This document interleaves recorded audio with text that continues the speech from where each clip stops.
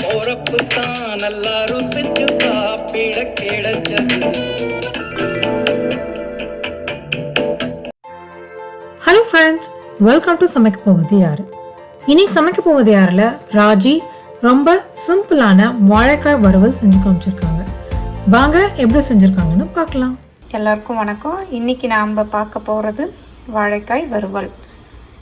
இதுக்கு தேவையான பொருட்கள், நான் ஒரு 2 வாழைக்காயை குட்டி குட்டியாக அரைஞ்சி வச்சுருக்கேன். தண்ணியில் போட்டு வச்சுக்கணும், அப்போ தான் கருக்காமல் இருக்கும். அப்புறம் கொஞ்சம் கருவேப்பிலை, 2 பூண்டு தட்டி வச்சுருக்கேன். அப்புறம் உப்பு, மிளகாத்தூள். முதல்ல கொஞ்சம் ஆயில் விட்டு எண்ணெய் சூடானதும் தட்டி வச்சிருக்கிற பூண்டு கருவேப்பிலையை போட்டு வதக்கணும்.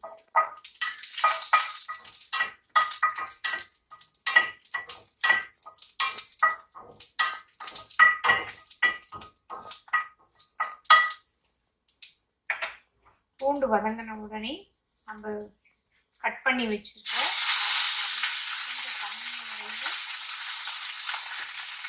போடணும்.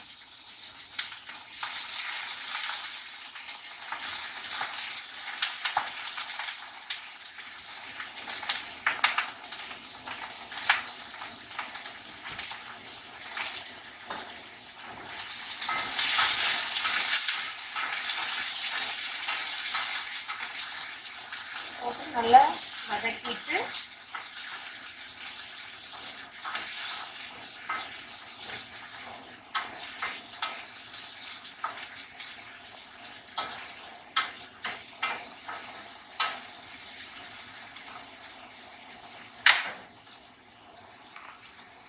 கொஞ்சமா தேவையான அளவு உப்பை போட்டு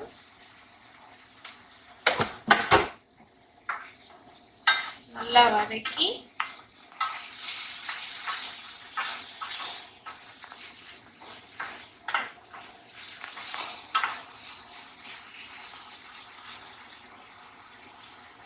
அடுப்பை சிம்ல வச்சு ஒரு 5 நிமிஷம் மூடி வைக்கணும்.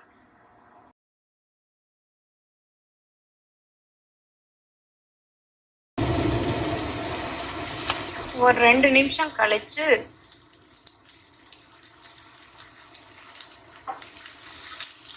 மூடிய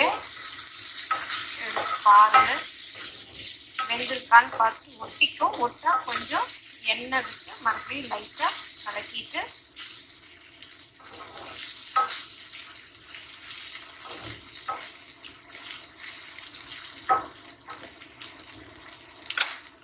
மறுபடியும் மூடி வைங்க.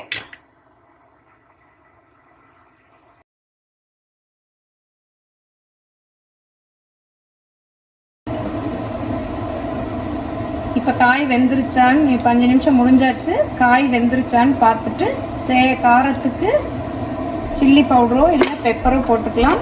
நான் இன்றைக்கி சில்லி பவுடர் போடுறேன். போட்டு அப்படியே பிரட்டினீங்கன்னா போதும். அந்த சூட்லேயே மிளகாத்தூள் வெந்துடும்.